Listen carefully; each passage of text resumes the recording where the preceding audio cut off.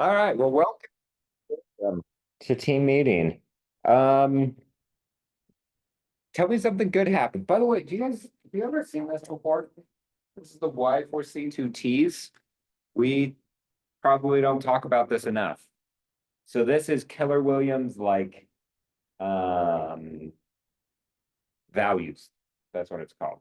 Win-win or no deal, integrity, do the right thing, customers always come first, commitment in all things, communication, seek first to understand, creativity, ideas before results, teamwork together, everyone achieves more, trust starts with honesty, equity, opportunities for all, and success results through people. So we probably don't talk about this enough, but this is what we believe and how we try to live. So that's like our culture. So anyway, with this, tell me something good that happened this last week. Could be something like a win-win kind of a thing, teamwork, trust, something, or just something that you learned or didn't know. Something just good that happened. What you got, John? Two shoes. Two shoes. Two The shoes. foot is getting better. Foot is getting better. Also something I'm very excited about, we've been talking about this. My contact list, which is gonna be the foundation for my sphere. I just finished a letter J and I'm up to 161 contacts. Nice. Yeah, so I figured that by the time I get done with this thing, I think I'll have probably close to 400 people. Yeah, Yep. that is so good. That's really, I mean, because Do you know what Gary Keller says your return on your database should be? How many closings you should get? from 200, I think. Yeah. I believe it's I can't remember if it's 4 or 16. So there's a lot of different numbers I've heard, so I'll tell you all of them. In the Millionaire Real Estate Agent book, he says you should get 2 closings for every 12 people. So one would be a referral and one would actually be those people. Oh. So like 1 in 6, which is like what, 17.7% or something like that. That seems very high to me. I know people that have gotten that, but it's not the norm. The new number that they say is 10%. So you have 400, you should have 40 closings in your database. Okay. The other number that I often hear is 6.5%. Because on average, people live in a house for 10 years and 65% of people own homes. So if just every year, a tenth of 65% switch homes, then you end up with 6.5%. But that doesn't count people that are going to buy and sell or give you a referral. So I think the 10% is really real. And it's a lot easier to make math.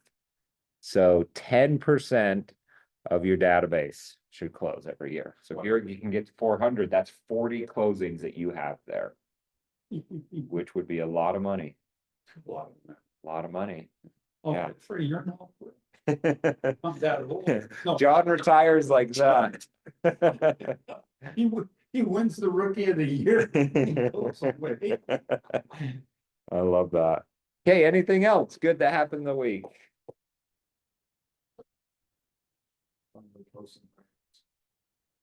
Nice. How'd it go?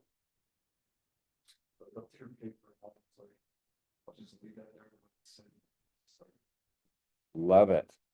Getting into it. All right. What do I need to click? New under contracts, new closings, new listings. We have a couple of things all happening here. Had a handful of new under contracts, but no one's here, so we're not going to celebrate them. But we did have Cali just list a home. So 535 in a 55 plus community down in, is it Payson, Springville? Something like that. So you know anyone looking, call Cali. And then welcome to the team. Okay, John, this is your first meeting, so you have to introduce yourself. And then Maddie, you haven't been here yet either, so you got to introduce yourself too. So ladies first, I guess. Signed on. All the issues come up, so doing stuff, so. I'm kind of taking this as my start because I feel like with all those things that happen, I didn't get to have the opportunity I'm counting them. So like, you know, Okay, it's official day one right now then. Yeah, okay, John. Okay, my name is John Goretti, and like Maddie, same thing. I first took my real estate exam on the 3rd of October. Went to the ER that evening. And I've been recovering for 2 months from a really bad infection. Recovered, thank God. And I finished my license, my exams on the 25th. So I passed the national on the 3rd of October. I passed the state on the 25th. This has been my first full week. I used to be a IT and a consultant for FedEx for 23 years and kind of got pushed into retirement there. A lot of change in my Now, life. this now we're just gonna sell real estate. Yeah. Ah, okay, well, welcome, you two. Okay, coming up, this week and next week in terms of Ignite, we have, tomorrow, one that you probably don't want to miss, Caitlin Slater. Were you there last time that she taught? Maybe it was like 2 months ago. It might have been right before you joined. She's gonna teach on capturing more leads. Her job is to generate leads. She is not a licensed real estate agent. She works for a team and the only thing she does is generate leads. So she will be like, hang on her every word kind of a thing, because she will have tons of good information. She'll spill the beans and tell you anything on exactly what she's doing. So that's tomorrow morning at 9:30. Then what was that? Name again? Kaytin Slater, Kaytin. Kaytin. after Zoom was or something. We record them and then they go all on YouTube. It's just hard with the YouTube because my box is so small. All you see is a PowerPoint. Oh, yeah. So, talking about this, you can't like see it at all. I wonder if we could do that better. Just, Yeah. Yeah, let me talk to Hunter on that, see if we can get a little more creative on our recordings. 'Cause it would be nice if we had good recordings. Then on Monday, we have Brady Summers, Strengthening Relationships. He is awesome. Don't miss that one. And Wednesday, Cam and Hyatt, one of my favorite people here in the brokerage, talking about qualifying potential buyers and sellers. You'll notice we're going from session 9 to 12 and 13 with a short month. I cut out a couple of them and kept just my favorites. So we're not doing 10 and 11 this month, but we will in, I think they're in January. So if you missed those. And then also Ignite After Dark, we're still doing that if you wanted to jump on Zoom. East Coast starts at 4:30, West Coast starts at 7:30. And so, so. yeah, no worries. Alex, welcome back, man. All, all married and everything. Oh, no, you moved too? I'm pretty lucky, but. Yeah. Everything out of the details right now, so we got like plumbers coming this afternoon to fix the fridge. Oh, yeah. It's the last thing, once we get our fridge. It's complete, so I'm pretty excited. I thought it was terrible quality. Yeah. Yeah. Ritz, if you're paying attention, can you shoot out the West Coast link in the WhatsApp group? Thanks. Okay, we got some CE classes coming up, some good ones. Today at 11, so right after we get done, we have Jared Fenn talking about new construction inspections. This is probably one of the most common questions I get when someone goes under contract with new construction is, should I do an inspection? And he will answer that question probably way better than me, because I say, it's good, but how great is it? Maddie, that's in the WhatsApp group, which Rich just sent it out. Thanks, Rich. WhatsApp, oh, just that link. So Jared, I think he's gonna be, large training room, so he'll just be next door in the large training room. Okay. And he's great. He owns an inspection company, Pillar to Post, that offices out of here. Then tomorrow we have Code of Ethics with Eden Johnson, 10 to 1 on Zoom. So if you haven't done Code of Ethics, that's one of those that you have to do every few years. And definitely when you're new, you have to do it. So you can jump on that. And then December 13th, we have the Utah real estate purchase contract. So if you want to learn a little bit more about, as you're writing the contract, all of the things that go into that, 2 hours there with Eden again. So should be great. That's on Monday. Let's see, what's the 13th? No, Yeah. that's the. Friday. Is that? Yeah, next Friday. So 8 days. So we'll probably remind you about that one again. Okay, upcoming trainings. We're gonna have lead gen competition next week. I'll tell you more about that in a minute. And then 2 weeks from today, we're gonna do our first quarter business plan. Or if you've done this with us before, we call it the GPS, goals, priorities, strategies. So like an actionable plan that you can take. We'll do that in 2 weeks. And then foundation training. So these are our Thursday trainings at 1 o'clock. Today, Brittany is practicing writing offers. So she'll probably be up in like the Gary Keller conference room, the big one, and go over just writing an offer. So you can get good at that. Next week, we'll talk about CMAs and pricing homes. And 2 weeks from today, we'll do sending and showing homes. So if you haven't done those, come pop in. And again, these are like hands-on type things. Like Brittany's not going to be talking about writing an offer. You're going to write an offer kind of a thing. When we do a CMA, we pick a random house and we figured out what it's worth together. Setting and showing homes, we'll talk about what you should do. We can't really show homes. But because of that class, I had a closing this year. Literally, I was telling people in the class how you should be doing things. And I was like, oh, look, you can see when people see homes on command. And I looked at my cousin, I was like, oh, look, she was looking at homes and they kind of got cold feet and stopped. But then I noticed that day they were looking at homes. So I said, look what we can do. We can just grab a house that she just looked at and said, and I text her, hey, I just saw this home and thought of you. I don't know why. I don't even know if it will fit for you guys, but we should go see homes. And we went and saw homes the next day and we went under contract that weekend. So like literally the plan works. So come to those, get some of that training. Okay, our lead gen competition. Here's how it's gonna work. Next week. Okay, wait, you guys gotta give me your opinions. Do you have to come to be a winner? That's fair. Maddie, do you have to come to win? You know, a little biased, because I can't always. That's why I wanted to ask you. Alex wants to win, so he's like, no, you have to be here. Competition. Eliminate the competition.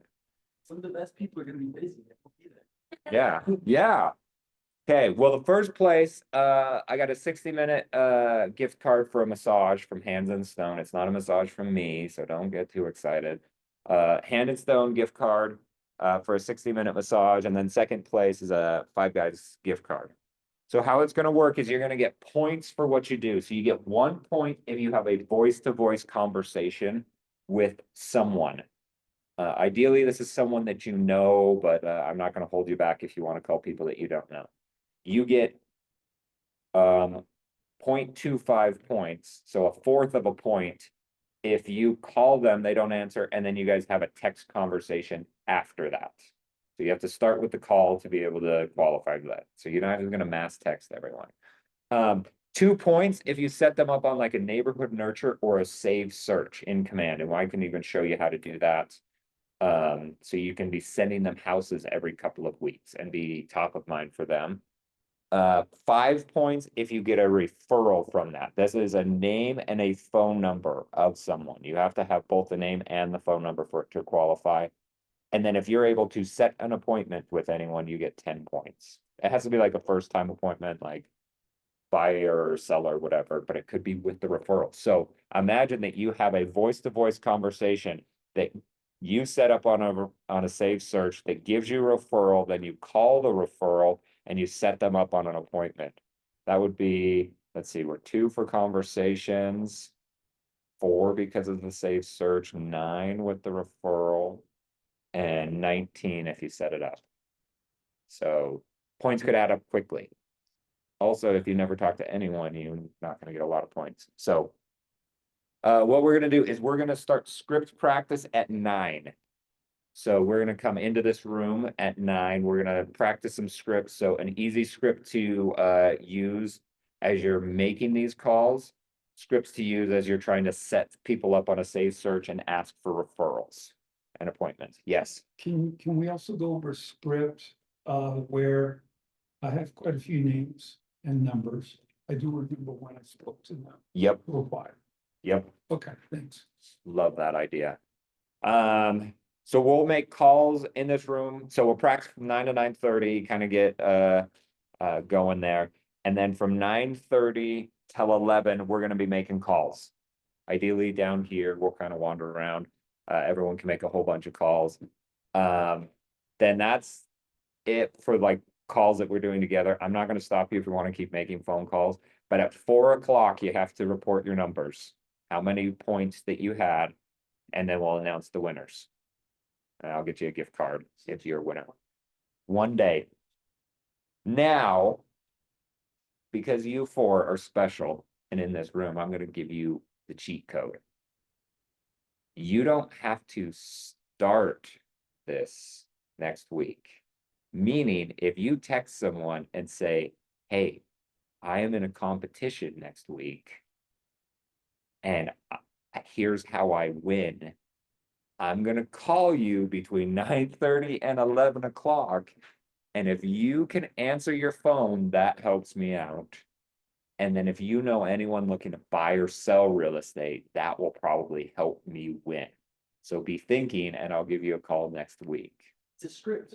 It's a pre-script, which is not against the rules, and because no one else is here, they don't get the pre-script.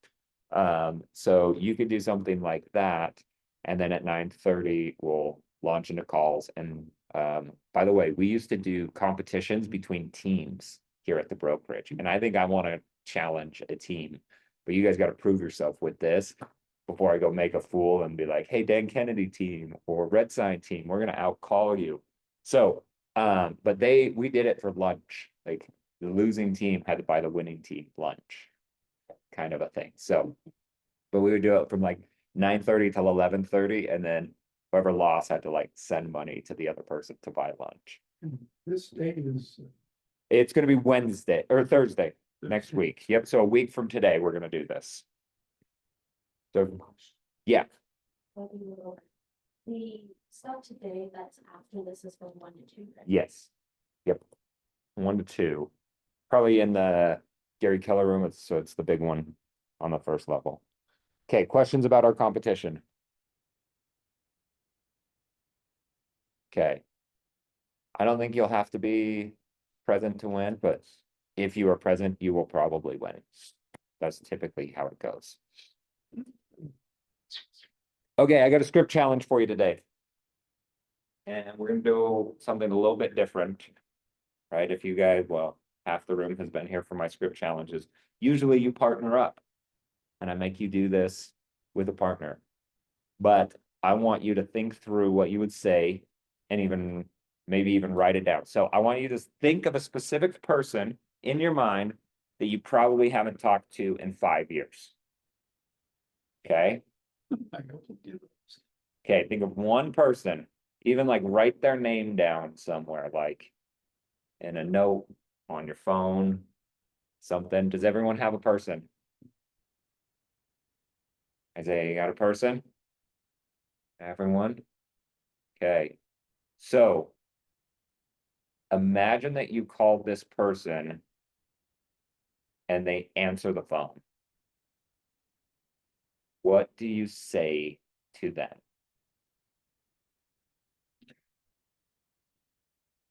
Okay, so write this out, bullet points, an exact script, something that you would say to this specific person. It doesn't need to be fancy or big. I just want to know, what are you going to say to this person if you were to call them? Someone you haven't talked to in a long time. I put out 5 years, but if you can't think of anyone, you used to be friends with. Ideally, someone that knows who you are.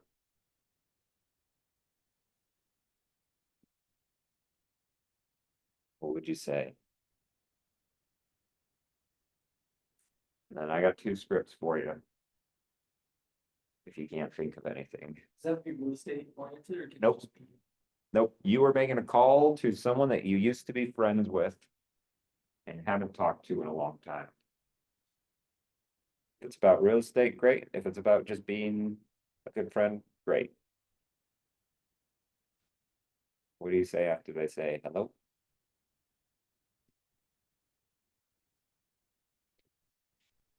And when you have your thoughts written out, let me know what you say. I've been doing this a lot because of the just got married, so you have to call up friends and family. Uh-huh. I think the easiest way is, we haven't talked in 5 years, let's go catch up. Let's call, let's catch up, let's go beer after lunch. It's, you know, in this case, my friend's married, so it's together spouses and hang out, chocolate or something like that. That always works. Love it. Love it. What else did you guys come up with? Okay. I You got got, hello, Bill. This is John Goetti. Hey, it has been a long time. It's been a very long time. And I want to turn a new leaf this year. And I want to get back in touch with so many people that that have been meaningful to me, friendships, family, etc. And then I would take it from there. I love that. Carry on the conversation. And I think toward close to the end of the conversation, then I would mention, hey, by the way, did you know I just embarked on a new career? I'm a real estate agent for Keller Williams. And I'm so excited to share that news with you. And I'm here to serve you in any way you need. Love it, John. Love it. Okay, here's my 2 scripts. This first one is more of a framework. It's from Exactly What to Say by Phil M. Jones. He follows this framework, opening fact question. So he says you do a polite opening, a mutual agreeable fact, and an easy to answer question. To be honest, John's almost followed this. Hey, friend, how are you? That is a very polite opening. It has been so long. That is a fact. It has been so long. Unless they saw you last week and you just didn't recognize them. And then an easy to answer question could be something as simple as, what are you doing nowadays? Where are you working? How's the family? Whatever. Doesn't even matter. Just an easy to answer question. So, when you're like, oh shoot, what do I say? Polite opening, mutual agreement fact, easy to answer question. This works with leads very well too, right? You meet someone at an open house and it's like 3 weeks later. Hey, so-and-so. Like, that is polite. Hi, so-and-so, you saying their name. This is Cameron with Keller Williams. We met at the open house 3 weeks ago. That is a fact. I just wondered if you are still looking to buy a house. Easy to answer question. Boom. Super simple framework to follow. Whether it's been someone you haven't talked to in years or some random lead. Hey, I got your information from our mutual friend so-and-so. When was the last time you talked to them? Could be something like that. This one is actually closer to John's. It's called the apology script. So you could be like, hey, John, I owe you an apology. Life's been hectic. I haven't done the best in keeping contact with you. I have a goal this year of reconnecting with people I care about. So I just wanted to call and see how's life been. How are you? That's very similar to John's. I'm turning a new leaf. I want to reconnect with a bunch of people that I care about. Right? You know, and that's funny because that is most comfortable for me. Yeah. But the way my style is of speaking, Yep. that's the most comfortable. So yeah, the thing when we talk about scripts, I hate calling them scripts. I almost want to call them dialogues, but I don't like that as the descriptor either. If you called and read this, it will not sound like you. I did not write this script and it does not sound like me. And so if you're just like word for word reading something, it's probably not gonna be great. So like almost like figuring out how do I convey that same message? You know, I don't think I'd start with like, hey Jeff, I owe you an apology. Sold you a house 5 years ago and haven't talked to you since. Like, no, I'm not gonna, I wouldn't start with I owe you an apology. So then you move into the Ford script. Either one of these, you move into the Ford. The Ford is family, occupation, recreation, dreams. You don't have to go through all of them, but it's not too hard. How's the family? What are you doing for work nowadays? You done anything fun lately? What are you doing for Christmas? You know, recreation is the fun from the past. Dreams are usually the fun for the future. The good thing is if you ask someone what they're doing for work nowadays, what's the thing that they're gonna ask you? What do you do? What about you? Yeah. Then you launch into real estate. So I told you we're gonna do something a little bit different, and you thought we were done with that little bit different. That person that you thought of, we're gonna call them right now. We're gonna make a live call to that one person. I don't care if they answer or not. You're gonna make a phone call to them out of the blue, even if your excuse is, I'm sitting in a class and I thought of you, and the teacher is making us call one person, so I wanted to call you to kind of catch up. Whatever your script is, you guys already wrote it out. You have an idea. We're gonna make a call. I'll give you 3 minutes if they answer. If they don't, come back real fast, okay? Mhm. Cool. Ready, set, go.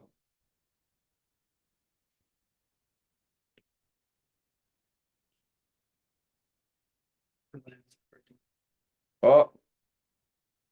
You might have to send a DM or.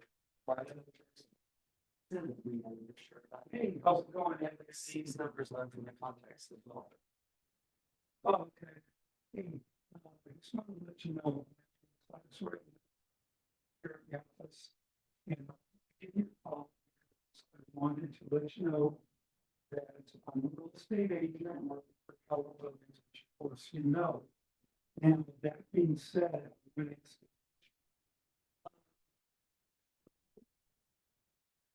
you intend to still be a tenant. And when would you like me to help you find a suitable place to live and when that, you know, somebody will be able to buy? What's your time frame? Okay. Yes. Okay, that's perfect. Yeah, Yeah. Did they answer? exactly. Okay. So. Erica.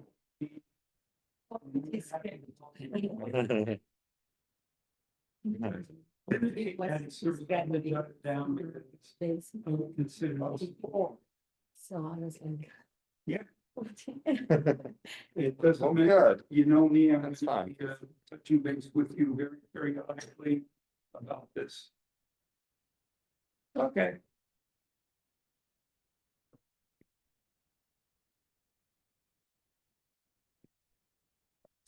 Okay, I know, and hey, and I'll be playing piano for you at that, so you know I'll be a musician.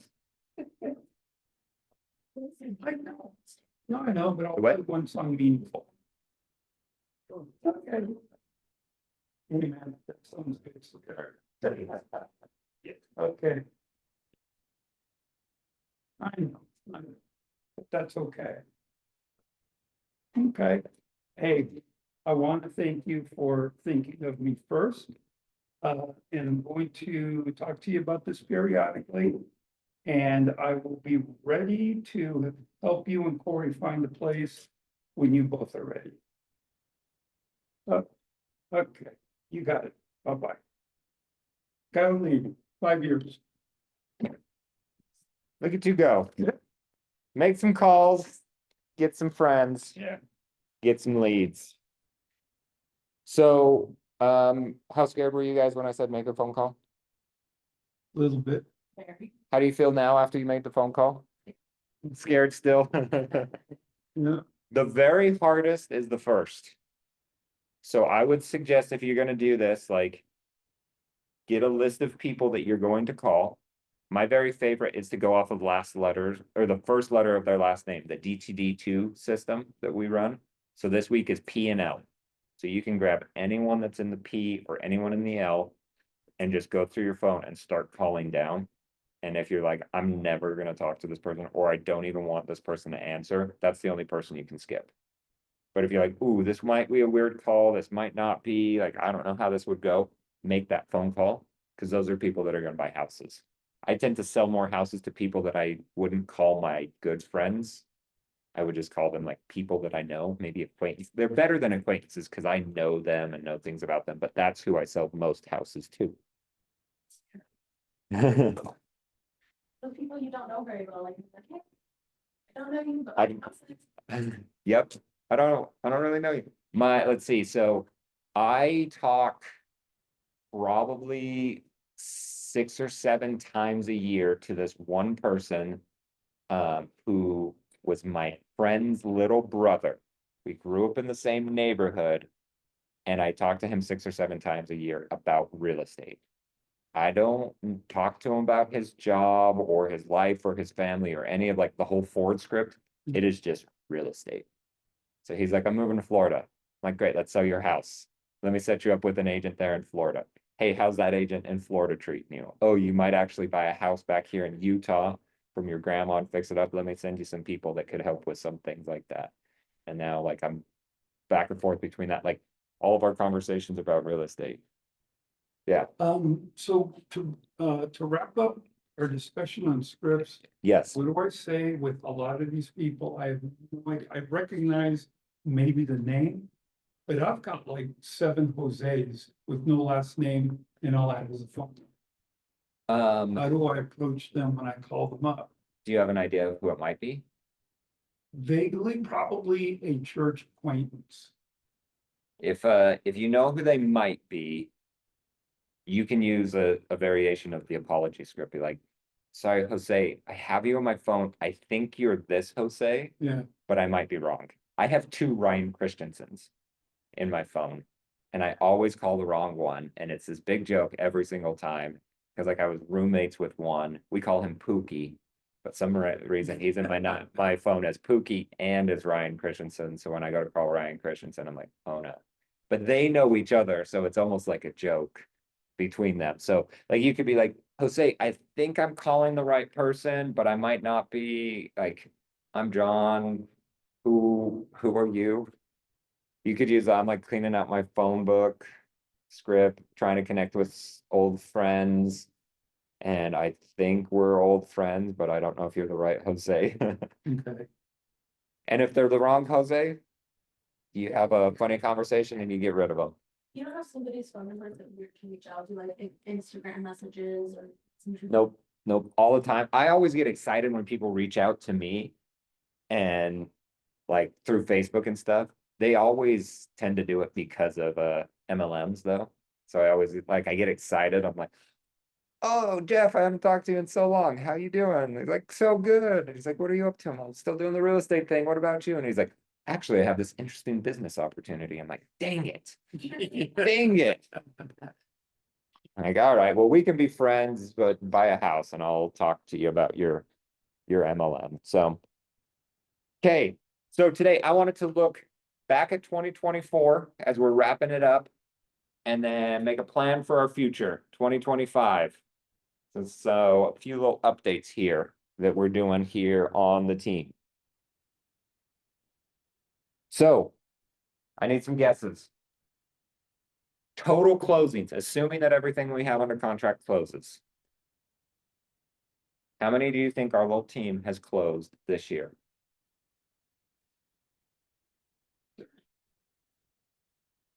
Okay, are we higher or lower than 30? Nephilim. 65, which is cool because if you look at a few of the teams around Keller Williams, there are a few that will close between like 65, 70-ish.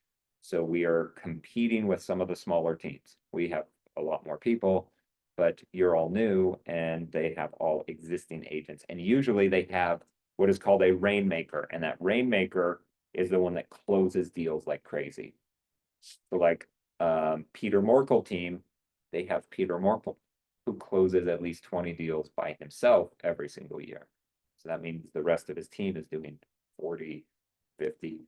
They can't get past 100. Say Dan Kennedy, the Dan Kennedy team, they have Dan Kennedy who's been doing it for a while, and now they have a lot of momentum. So this is pretty cool. My goal is to actually beat some of these teams. And so when they're looking at us, they're like, you're closing more deals than we are. Like, yeah, I know we are. There are 80. Yeah, but there's probably 30 or 40 that are really doing real estate. Because there's a lot that like start and then kind of fizzle out and get a job, and they're still kind of hanging around. But I remember Susie talking about somebody like that. yeah, That just closes deals to go on vacations with real estate. yep. Yeah. Okay, so if we have 80, how many agents do you think closed the deal in 2024 of our? Think 20, higher or lower than 20? think some of them. 28. 28 different agents closed the deal. Most of those came from their sphere of influence, as I've been talking to them. Friends, family, acquaintance, things like that. There are some that are getting like Facebook leads that they have closed. Some are like referrals. Some with open houses. Trying to think if there's any other weird sources I know about. Thank you.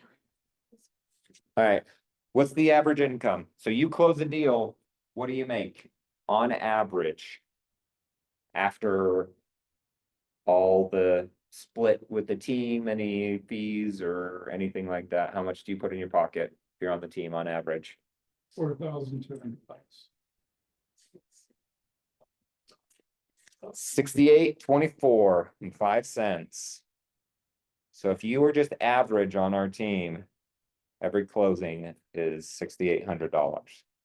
Now you save for taxes and all that. With that. Okay, who do you think got the biggest paycheck? I'm surprised they're not here. Gosh, I wish. I wish. Yeah, that's probably the true one. It was Jared and Jordana. Jared's a new agent. Jordana's her husband that has been doing it for years. I was like, can I just join Jared? I'm like, yes. So they're kind of a little team. Their closing was $37,800 in GCI. The team, we cap out at 10 grand, so we won't take more than 10. So they ended up with, what's that, $27,000? Yep. Yeah. Might have been 1.6 with less commission. Like, yeah, but all in just one swoop, boom. And it was it her uncle? It was someone that she knew, just when it was like, sell my house. She's like, okay, they bought a house as well, I mean. but had less commission for the buy, so. Okay, who on our team do you think attended the most trainings? Ooh, he was close. He was close, but didn't win. I thought it was gonna be Ivan too. I actually put Ivan down as the winner till I re-crunched the numbers. It was Sarah. Sarah, you on Zoom with us? Ivan was number 2, and then Erica, you and Amy tied. So, good job. Thanks for coming. Let's see. Sarah's closing. She's not here because she is literally driving to a closing right now. Ivan just had his closing. You have your listing. Amy just closed her second deal yesterday. So something about coming to trainings.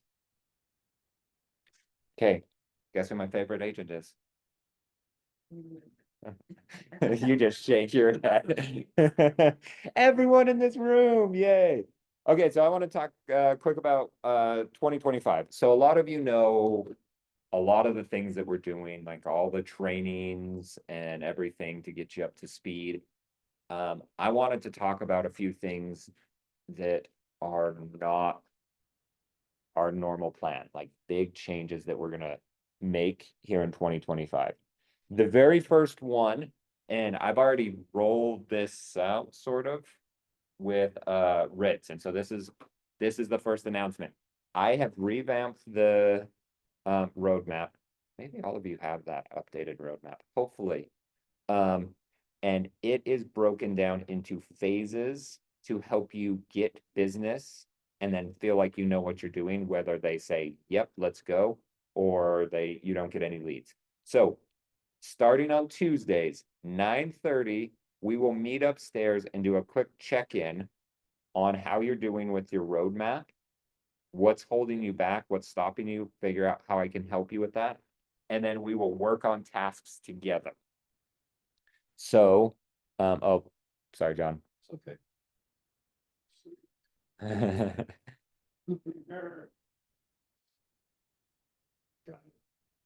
So this is what they look like. If you do not have one that says phases in them, you probably have an old one. Let's see, I know for sure John Good. has the new one. You have an old one. If you feel like you have an old one or you don't know what the roadmap is, text me and I will share it to you. But so there's like a whole bunch of tasks that you can see at the top. It's like set up your voicemail to say that you're with KW, set up the office printer, like little admin tasks that you should probably be doing. Then we're gonna roll into the database. So it's like upload your contacts. There's a link on how to do that. Tag them, create smart filters, have a call plan. Then tell me how you did. How many people are in your sphere? Then we're gonna start doing some initial outreach. Call half of those people, right? There's probably half of those people that you don't want to call. So I'm making this easy on you. You should probably call all of them. Then there's some scripts that you can use. A couple we talked about today, like the apology script. Then we're gonna roll into like lead generation. How else can you generate leads? When you're going on appointments, we're gonna create the buyer presentation, your listing presentation, all of these things. So some of the tasks will be like, okay, today I just need to make calls. And we'll do that today as Tuesday. So if you're like, what do I say to a person like this that I haven't talked to in 5 years? We can kind of talk as like a group. And Alex will be like, oh, well, I just got married, so I've been doing this a whole bunch. This is what I've been saying, and give some advice there. And then if you're like, I need to create my buyer's presentation, you can like create it and be like, okay, judge this for me. One of those is to find an accountability partner to actually give the presentation to. So maybe you do that together. So we're gonna do that every Tuesday at 9:30. And we're just gonna kind of roll right into team meeting, do as much as you can, finish all of this off. And there's reasons why with future announcements. So if you don't have your roadmap, text me and I can reshare it with you or make sure you're shared with the most recent one. We are gonna do 4 seminars this year. The first one we're gonna do is January 16th. This is almost already scheduled. I am starting to plan it out right now. If you were around when we did our first time home buyer seminar, it's gonna be very similar to that. We will probably have a sponsor and get some food like pizza. Last time we did Cafe Rio, but that was kind of expensive, so we might go cheaper and just get some like pizza, something like that. Maybe we'll have Erica make us some dinner. Speaking of Cafe Rio, Yes. for the Christmas party, our spouses. Oh. Yeah, sneak them in. And is it like a sign up for that? Cause I saw the sign up for if you're gonna be in the town hotel. No, we're just kind of guessing about how many people will show up based off of past years. That's. And yeah. Well, and I'm worried we're gonna get way more people show up because John's playing the piano. Yep. Yeah, what are you guys doing something? You got talents? Yeah, see, I don't have like in front of people talents. Like I tend to catch things when they fall really easily. Like, well, I'm like, no, I can't juggle very well. But like, if you're like reaching for something, like yesterday, my kids are like, "Oh, you Spider-Man?" They literally said that. Cause I was like reaching for something and knocked like a shampoo bottle down and I hurried and caught it and they're like, are you Spider-Man? I'm like, of course I am. Anyway, so 4 seminars. So our first one's gonna be how to invest in real estate. It's gonna be for people that want to be investors that have not been. Very soon here, like within the next few days, I am going to send out a marketing plan to you. Scripts that you can say, emails you can send, texts you can send. And then we're gonna start to create a sign up list. They'll have to sign up to come. And then that way we make sure we get enough food for everyone. If you want to teach a portion of this, you can, let me know. That's how we did last time, is everyone kind of took a portion of things. So, is that a Thursday, the 16th? I think it's a Thursday. From 5:30 to 6:30. So we'll have people come before 5:30 to grab food and kind of hang out and eat while we teach how to invest in real estate. Is this just for agents? This is for all your clients. Yep. So you'll call through friends and family and be like, hey, I'm putting on a seminar about how to invest in real estate. Who do you know that has talked about investing in real estate, or have you yourself thought about it? I don't know what I want to do for April or June yet. October, we did a first-time homebuyer seminar.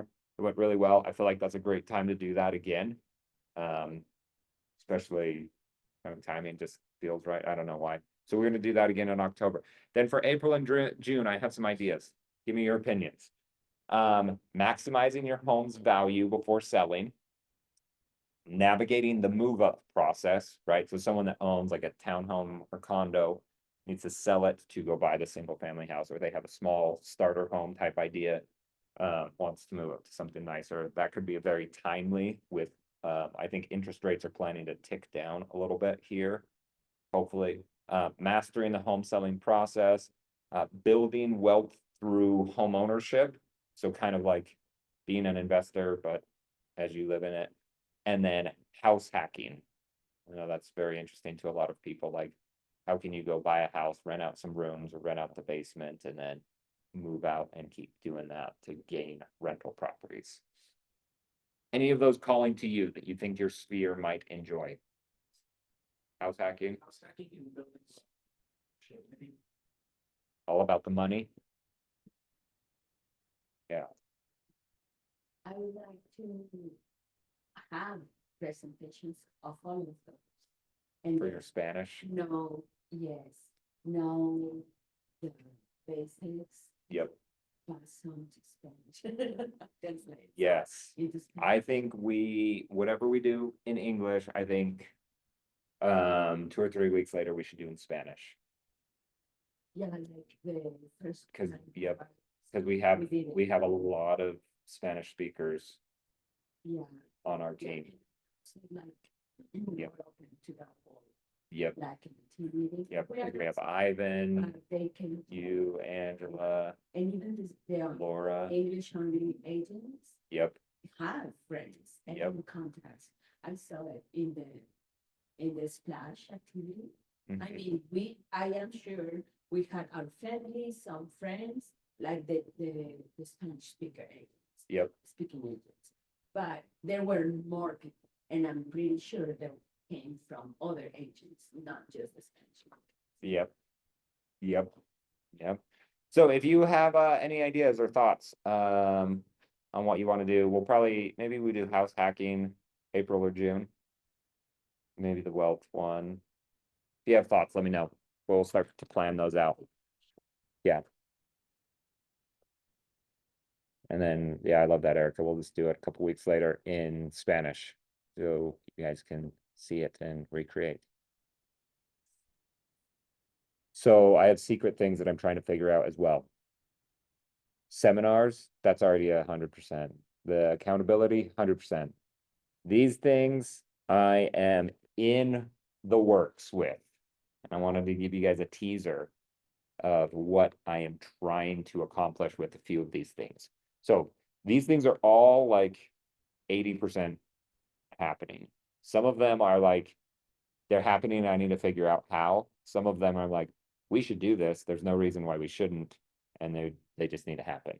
So some of these are, I would like to generate leads. I am in talks with someone already that is generating leads to see how we can get some of their leads. Now, if I do generate leads, or we go buy leads, or this other team that is generating leads that has extra give us leads, the way that I'm gonna decide who gets leads is number one, you have to complete your roadmap. There's a few tasks on there that are a little more difficult to complete real fast, like graduate Ignite. You know, that one, it's like if you work, maybe just listening to the classes online might be enough. Or if you like, I missed one class and now I have to wait 2 more months for that class to happen again. Like some of those I might be a little merciful with, but basically completing your roadmap. I want you to be coming to the office when you can, right? If you are here, I know you're working. If you're not here, I have no idea if you're working or not. So coming to the office definitely helps. If you cannot come to the office, communicating with me on like how things are going is very helpful as well. So I'm like, oh, you are working, even though I don't see you, you're working. Right? Like Maddie's been texting me a whole bunch. And I'm like, okay, Maddie's up, she's going, she's doing her things. Like I haven't seen her, but I know she's working. If you're in the office, I almost assume you're working. Maybe you're not working, but you're just hanging out at the office. And then the last one is there's going to be some accountability with the leads. So if you get a handful of leads, like how are you following up? How's that going? And things like that. And how well are you doing with your leads, like your sphere of influence and stuff like that? So the more that you're doing for yourself, the more likely you are to get more of these leads that we're looking to generate. So this could happen as soon as January. It could also fall apart and not happen at all. Or maybe we decide that we're going to do it all by ourselves and we figure out how to do that sometime in the spring. So I would work through that roadmap because that's when I'm going to get people to really get those leads. Improve the 36 touch emails. Right now, Ritz and I are in conversations about how to do that better and for you. We have put some content together in the past with Nicole, and she left to Australia and didn't come back. And so we were kind of left high and dry. A couple of you had been doing, like Amy had been writing her own email. I want to improve upon these. And so Ritz and I right now are literally in conversations putting together all of this. So this is almost like a, yes, it's happening. Right now it's about the same. So, and to be honest, Ritz, if you're listening, I haven't even looked at the email you sent me yesterday with all of your ideas. So, oh, 36 touch email. So the 36 touch is the marketing plan to your sphere of influence. You should have 36 touches to them throughout the year. Gary Keller says you should do 4 calls, 26 emails, 4 mailers, and 2 events. But with our plan, if we do 4 seminars, those count as an event. So we're gonna do 4 events there. We do a newsletter email every single month. So that would be 12. Plus, if you can send them homes every other week, then that's 26 plus the 12. We're at 38. Am I mathing right? So 38. Plus, we do an invite to all of the seminars. So we're at 42 emails, 4 seminars. You should do 4 phone calls. 56. Yeah, we're gonna be like in the 50s. So we're gonna be better than what Gary says we should do. And actually, that's in content of the seminars. Uh-huh. Can be part of the emails. Yep. or Education that we want. Yep. Super easy.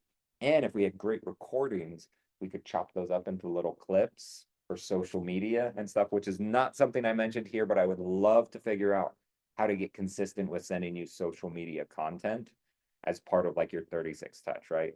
You might not have some of your friends and family's emails, but they probably follow you on social media. So if we could put some things on social media about real estate, that would be very helpful. So, Do you have any social media? Ritz is really good at doing a lot of that. Yeah, Hunter's probably good. Yeah. Nobody ever does. Um, I still stuff, the I don't know if you guys get a Gene, Randall's emails. Yeah. And he always has amazing snippets that I go and like look up online and then like steal stuff from that. Yep. There's some, I'll grab like an landscape and I'll just like type something on it, post it on Instagram. So like, Yep. just a little bit, a picture on their webpage, screenshot it, and put it out, post it out. Yes. Oh, and well, we were explaining this over text, so I figure everyone probably has the same kind of question. If you are posting a house on social media, do not say for sale. Because you saying for sale as a real estate agent, if it is already sold or goes under contract, then it is no longer for sale. And so someone could scroll way back to something earlier and be like, oh, this house is for sale. And technically you are misrepresenting it because it is not for sale. So you can get in trouble for that. So avoid the words like for sale in your marketing on social media. If you do put for sale, you'll have to like update the status as it updates. So like if you do like a graphic that says like for sale, that's probably fine on a story because your story disappears. And so it's probably for sale until the story disappears and then no one will know. If you do it as a post as for sale, in the comments, you'll have to put something like this has been sold. Or this is accepted an offer and is no longer for sale. Yeah. So it's easier to just say not for sale or post it as like a story or something like that. Can you say listing of the week? Yep. Listing of the week. You're not even saying that it's for sale or not. It's just your listing of the week. Do you live stream that? Probably. So could I get on MLS and live stream and like go over things? Like, would that be? Because I've heard MLS is weird security policy. So, Yeah. Yeah. You're not supposed to. So like sold data is the weird one. so Yeah. So like you're not supposed to tell like mass advertise sold data. But you can tell people about. Yeah, so like if you're like if your neighbor just sold for like 500,000, let's say, you can tell any of your neighbors, oh yeah, that sold for 500,000. But you're not gonna write an email and blast it out to everyone or put a social media ad. This sold for 500,000. Like that's what they don't want to do. So that's one of the big things. just looking at like active listings. Yeah, if you're looking at active listings, that's probably fine. A lot of the times, They're always trying to figure out something and I saw the map and I had like 2 different months of the year and how many houses were on sale, the green dots. uh-huh, And at the beginning of the year and then a little bit later. yeah, that's interesting. Go to the website and live stream from the website. Oh, look at all these houses that are listed right now, because you can go to the website. and Yep. search your neighborhood. Yep. Yeah, if you highlight a specific house, I would like even saying it like a disclaimer, like if you're watching this non-live, this might not be active anymore. So check with me or come to my website or whatever, and I can give you the info. And then the bonus with like starting on Twitch is you can include your website URL in like your streaming information and stuff, so it can go to your website also. What website are you using? The Keller's. Yeah, I would suggest you use your website because then if someone, yeah, because then anyone can go to it and they start to see how to use your website and people might be like, oh, hey, send me a link to your website that you were streaming. I want to look at houses. Yeah, So Yeah. people get like scam leads. yes. From this company. Yeah, if they want to talk over WhatsApp, it's fake, 100% of the time. 9 times out of 10, if you get a lead and you haven't marketed your website, and that lead only has an email, it's scam as well. So if you're like posting and like your friends are sharing your things and people are actually coming to your websites from that might be real, but it's usually not if you have not actively done it, so. Actually, yeah, WhatsApp's policy to do business. Oh, You'll also get a lot of scammers. Scammers will target real estate agents. yeah, It's like that email that got texted out. super Yeah. care. Yeah. We can- Yeah, everyone's trying to scam you. I was coming to the office one time and it was shiny. Hmm. Do you have a chance to stop by Smith's or Walmart? And it's like. Yep. Me too. Yeah, because I would like you to buy me some gift cards for the meeting, Yep, so they knew. yep. Shoni, Dean, The, Johnny, who owns the office, that often will send texts. it's the first time it takes anything in Spanish. Yeah. Te veo en la oficina. Be late. Yep. Yep. Be at the office and then they stop. Okay, the next thing that I want to do is I want to add more events. I used to help throw Red Signs, Photos with Santa event. And I was going over the financials with them yesterday about it. I'm like, oh my goodness, this is something that is so doable for us. Photos with Santa, just a fun little event in December. They did it here in the room. They rented a Santa who happened to be one of the guy's brother-in-laws. They had some hot chocolate and cookies. They spent about $1,200. Like, that is so real for us to do. So I want to add things like that, the simple, cheap events. Most of the time we are limited by funds and money because teams tend to have more money because the 50-50 split that we talk about, out of that 50%, I have to pay your cap to Keller Williams and Keller Williams International. Teams do not do that. And so they are already at an advantage because they have that funds that then they use for marketing. Well, I don't get to use that same kind of funds. So if we can figure out very cheap or how to get free events, then we can do more and more of these. Photos like with Santa, I think that we could get a couple of different little sponsors to do it. Like maybe our photographer might sponsor it and do like free professional photos. We might get a lender that's willing to buy like cookies and hot chocolate, maybe a home warranty company that helps us pay for some of Santa. And all of a sudden it's free to us and we're doing this awesome, cool event. Because since we closed the office in Eagle Mountain, Uh-huh. last year I was with them doing that and promoting that. So I know one of the agents was Santa. Oh, I yeah. was about to ask him, hey, are you doing it again? But it would be here because the Nielsen's are not here. I was talking to one person. If at the we- event and I was like, oh yeah, I have been inviting you the whole year and now you're asking me. And I was like, Yeah. let me I- find out. I have no plans for this year. If we could sneak it in, it might be hard Yeah. because we'd be towards the end of the season to give us enough time to like put it all together and market it. So it might not be this year, but definitely next year, I want to do something like this. And then if you have any other little things like that, like, Thinking about it. Yeah. I'll let you know. It wasn't as successful last year. Yeah. We So just a few. people here's showed up. the secret about events. It doesn't matter if people show up, it matters how many people you invite. Because the script is, hey, as you know, I'm in real estate and I help my friends and family buy real estate. As a thank you, I'm doing a photos with Santa for all my clients and people I care about, something like that. And then they hear, I'm doing marketing because I'm in real estate. And you get to talk about real estate and it's a very easy phone call. Like imagine these people that you haven't called in 5 years. If you called them and instead of trying to catch up with them, you said, hey, it's been a while, but my real estate team is putting on a photos with Santa event and I'd love to invite you.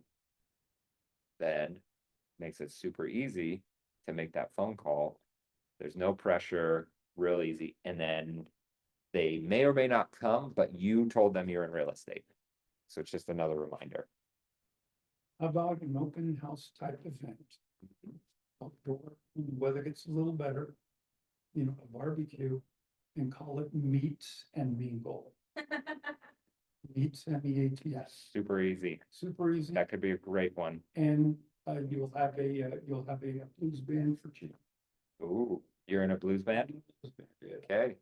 Yeah, that could be fun. We do a blues. Yeah, Barbecue blues, Barbecue. yeah, I Almost like that. Like a St. Louis kind of theme, something. Yeah. Like that. Ooh, that would be fun. Yeah, would be cheap to put together. Yep. Okay, this one I am working on right now, but it's actually harder than you would imagine to get some of these agents, but I want to record agents doing more things. The other day in team meeting, when Chrissy ran it, she played Cody Thorup's buyer presentation, and then she did hers. I want more of that. So when you guys are like, ooh, I would love to have like an example of what someone does for a listing presentation or a buyer presentation. How do they make some calls, some scripts? What do they do when they show homes? I want to have just like awesome agent examples of this. So it's not me, it's not other new agents, it's like the good existing agents, and just have a video library that you can go watch and learn from. Some of these agents are very scripted and they say certain things over and over and over. So in my ideal world, but this is harder, is I would want them to do their presentation and then I would want them to like director commentary over their presentation. So, oh, right here, when I said this, I 100% say that every single time. For example, one of the things that I always say is in my listing presentation, after I present all of the marketing, I always say, does this sound like a plan to sell your home? Or have you heard of anything else that I didn't mention? And I phrase it like that every single time, because if it's a plan to sell their home, I want them to give me a thumbs up. I'm getting the yes that they're okay with the marketing. If they have heard of something else that they think that will sell their home, I want them to tell me it now, because I don't want to get to the end of my presentation and then be like, oh, hey, you know what? I heard an agent is going to put my listing on a newspaper or on a billboard. And I'll be like, you know how many houses sell because of newspaper and billboards? Less than 1%. So if you would like me to spend all of my marketing money on something that doesn't work, we're probably not going to be a good fit. And that agent that's telling you that that's what they're going to do, they're just puffing it up to try to get your listing, but it's not going to work. So like that is something that I always say. So I like close the door for any other objections on the marketing. And then when I get all the way down to it, I say, okay, if we can agree on a price, are you ready to hire me as your agent? And so I am like, all we have to figure out is what your house is worth. If we can agree on that, you're hiring me. So I'm like pre-closing them. They're like, yep, sounds good. It's like, great, let's go over price. And I know after price, I can get a listing agreement signed because they already said yes. So like little things like that, I would love if an agent could explain a few of those things. So I'm going to work to try to get more of these. For the buyer presentation, I asked 3 agents, 2 said yes, 1 did it. So more of a challenge. How many agents adjust the price? Is it- It's very common right now. Yep. It- Yep, we're like 3-ish% from original list to list price.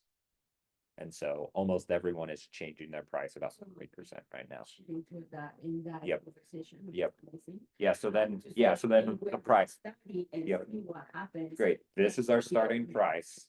I want to see how the market I accepts know this. how I did it, but. Yeah. I If, mean, since yeah. it was easy, but. Yeah. Yeah, and I always tell them, because I always slide out comps to them and like explain it, and it's very like collaborative as we're deciding on price. And then when they decide on the price, I say, great. As you notice, we try to like interpret the market and what it's saying, but we're using past data and incomplete data, and so we might be 100% wrong. The way that we'll know if we're wrong is if we don't get showings, and then if we don't get offers. So let's run at this price for 3 weeks and see how it is. If we're not getting enough showings, we're going to know very quickly. If we don't get any offers after 3 weeks, we're probably a little off. I didn't talk about. Yeah. I always tell them I want to get about 3 showings a week. Okay. And that's a complete made up number. It just seems right. It feels right. It's about what happens is if you get 3 showings a week, you tend to be at a good price. But every once in a while, that's not true. So that generally some extra problems. I think people were used to like pushing. Cause if you listed a house 3, 4 years ago, you got an offer above list price. And so it was up and up and up and up. And now people are pricing the homes still kind of up and up and up, but they're wrong. Or sellers are like, gosh, if I could get 550 for this would be awesome. It's like, well, probably it's not worth 550, but we can start at that and then we'll bring it down to like 525 where it actually is. And so like things like that are pretty common. So we talked about that yesterday. Yeah, She's really good at that. she is like the best at stuff like that. Yeah. So I'm gonna work on getting more agent recordings. When I do get them, I'm sending them out to you.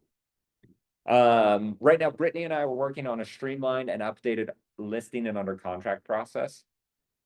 Part of the problem that we have, I think it's good for the clients. The clients, they love everything that we're doing. What I want to improve is your end.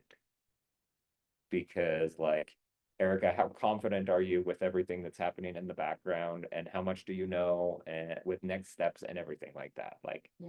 probably not enough. Yep. And you would keep- So that's So, awesome that you. yes, I was like, because you would have killed me. I can handle this more than once a month. Yep. Yep. So I want to improve some of these like, hey, agent, this might be your first one, this might be your 10th one. Here's what's gonna happen. And here's what you should do. And Brittany already has a checklist of things that she wants to improve. And then I have a few things like that that we can add in. So her and I are gonna work together and update it.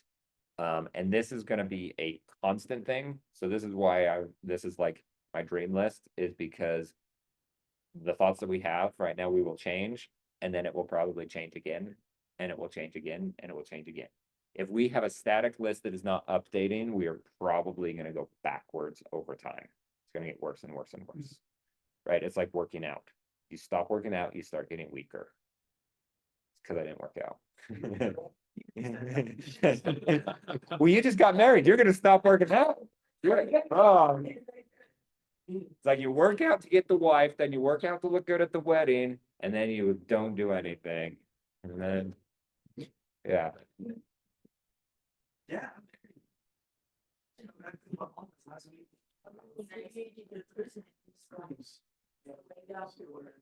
Really was streamlined, super simple. It's so cheap compared to just getting a hotel, line. You know, what's crazy is my wife, one of the groups, like months ago, they just lined up perfectly. It was like- that's why you married her. You're like, oh, wait, you got a cruise, honey, or check? Her mom, I said, no, you gotta. Speed of the time. What percentage is it on? Part of it. Yeah, That's a fun one. that's the most important. One. There's this cruise my husband and I sit on at home because we like to cruise if we can. And it was $10,000 for just the two of us, which is insane that there's no kids. And excursions are included and everything, but that's like. Yeah, let's sell some houses so you can get that. Sounds like a delight. Okay, what do you guys want to see in 2025? What didn't make the list that you're like, hey, we should do this? More Zooms. More Zooms, more Zooms. I know, I get so torn because I want people to come. So I can see your smiley faces. And it's always hard to like hybrid interact because I'm talking to all of you and then be like, oh, hey, Zoom people, do you have questions too? And so that's always a challenge. So that's why we went away from that is to, also, it's funny when teachers teach at night, if we get a lot of students that come, then next time I'm filling for teachers, it's real easy for me to fill. And we used to have like 3 people in class and like 10 people on Ignite. And it was really hard to fill Ignite the next time. I'm like, that's 13 people. That's a fair amount of people in Ignite. But it was just like, because it was Zoom, they didn't see the people and didn't know there was a lot. So we went away, but I want to improve recordings because that would be nice. Wonder if there'd be an easy way to do that. Okay. What else? They're It's fairly new. Yeah, And I was. like, yeah. So you got a roadmap, by the way, when you started, everyone got a roadmap, Yeah. but, um, yeah. Yeah, Shoni and I have been working on the roadmap because he's doing something similar for existing agents. And so I took the existing agent one and tweaked and changed it for like what new agents need. And then grabbed from a bunch of old trainings that we had and old resources and all of these things that that were great and that worked, but just were like all over the place. Because we have too many resources. That's our problem. Like if you need something, we probably have a resource for it. Was it you, Maddie, that was asking for a buyer presentation? No, it was Mariah. She's like, oh, I have a buyer presentation. I was like, here's a link to some resources. And she's like, oh, hey, that one didn't work. And I was like, oh, here's like 3 more.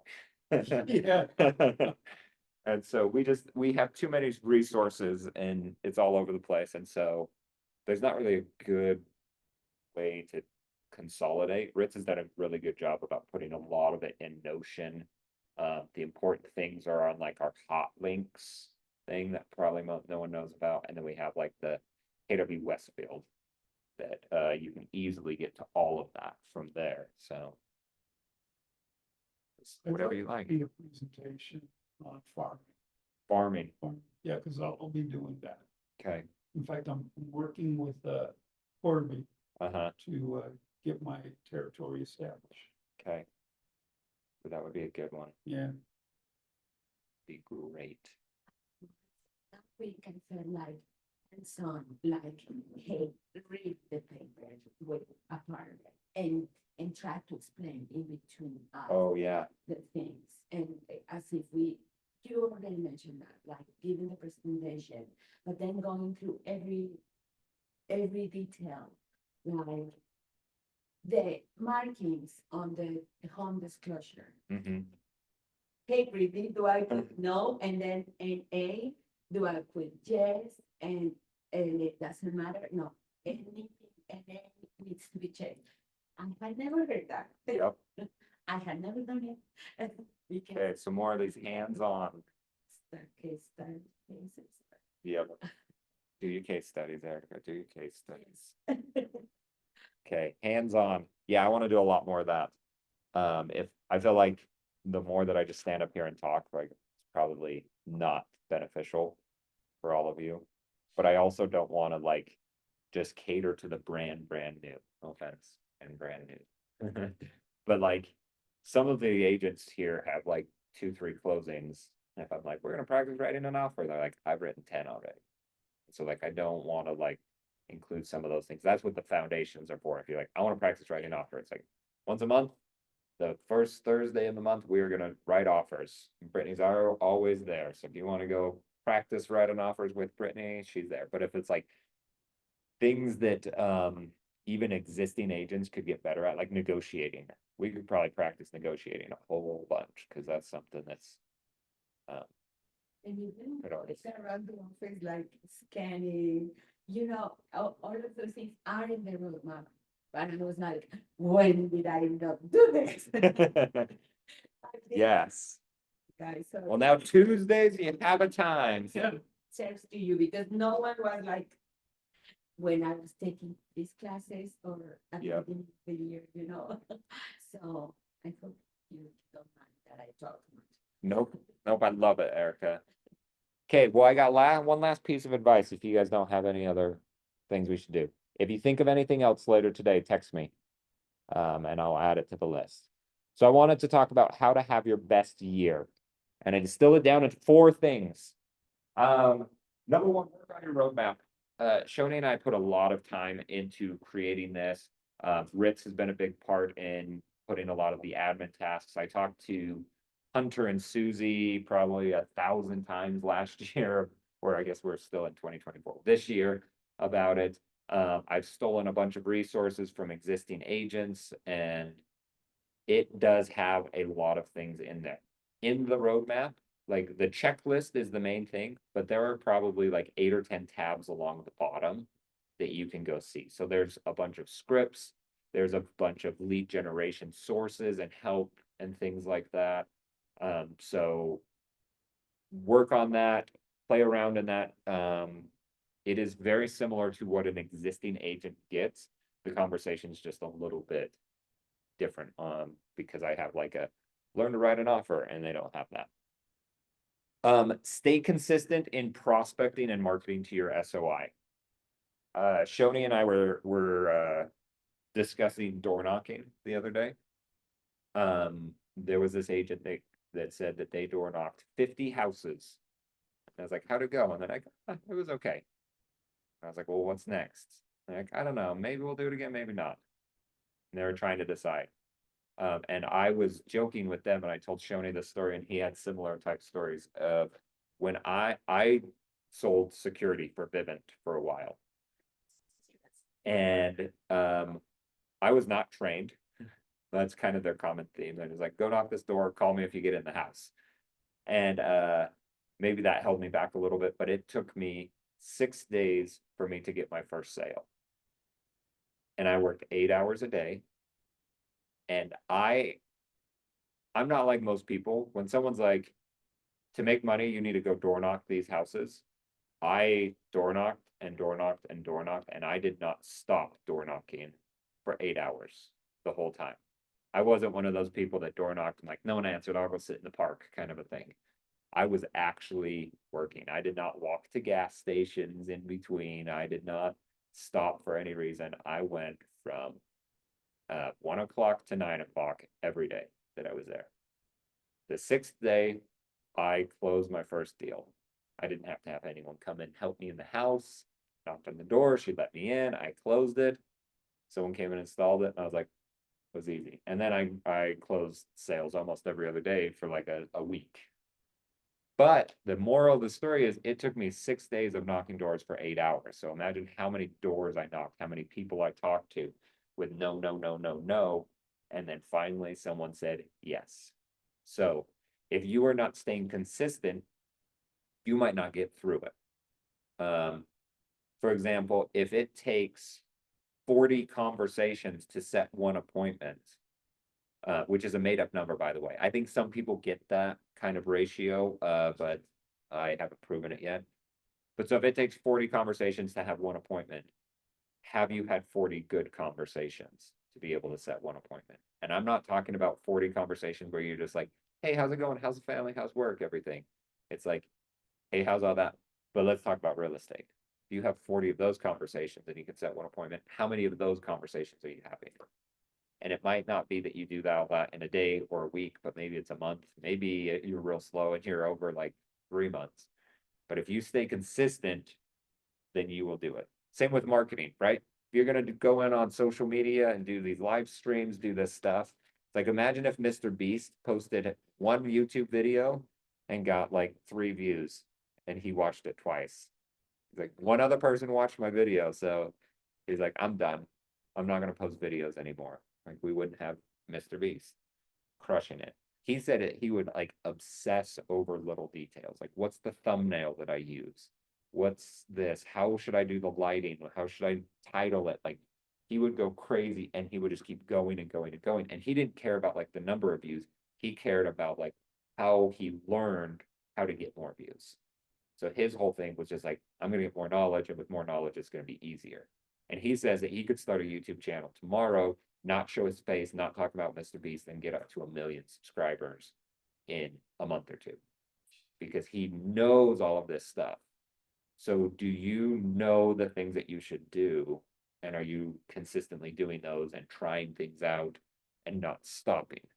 Most real estate agents jump from one thing to another. They're like, I'm going to post on social media. And it's like, that's not really working. I'm going to go do open house. That's not really working. I'm going to go hold FSBO. I didn't like that. Oh, I'm going to go call those expired. I'm going to go farm. I'm going to go door knock. If you can stay consistent on one thing, you will crush it. But you have to stay consistent. And even all the no's, you have to fight through that and learn how to get better. Yes. So with door knocking, are there door hangers at this good as the one? Because I feel like somebody came to my door and tried something, I'd be like, great, we want 10 days. But if they leave me a flyer, maybe fridge, maybe it's just there. Yeah, I go back and forth with that because sometimes the flyer is the cop out, you know, when someone's there like, oh, do you have like a flyer or something? That means like, go away. But sometimes they're like, yeah, this is interesting. So if you're going to do it, you need to have some way to gather their information. So whether you're door knocking and talking to them and being like, no, I don't have a flyer, but I can send you homes for sale in your neighborhood. What's your email? Or if you like have a call to action on the flyer, like scan this QR code to get your home's value. Something like that. That way you can gather their information and market to them forever. Because door knocking is hard. And it's really hard when it's like 30 degrees outside. So when it's 30 degrees and you're like, I don't feel like door knocking, but you're like, I have everyone's email address, I could send them an email. That makes it a lot nicer to market to those people. Which kind of rolls right into this get your database humming. So clean it up, get as many people in there as you possibly can, get everyone out that you aren't gonna call that you hate, get it all organized, and then work it every single day. You should probably log into Command every single day to figure out who you should talk to. That should be your source of information, not like your brain and your phone. And then find one way to prospect the market and stick with it for 90 days. Kind of this stay consistent. You're like, I'm gonna do social media, make your plan, stick with it for 90 days. If after 90 days you have 0 results, look at like, did you learn something that now you would get results? Or did you do something that you realize, you know what? I hate door knocking because it gets cold, so I'm gonna stop doing that. But I liked how I gathered information, so how could I tweak and change that and get someone's information without knocking on their door? Could you call them? Could you run ads to them, and you just kind of change? So those are my thoughts. Go crush it. That's all I have.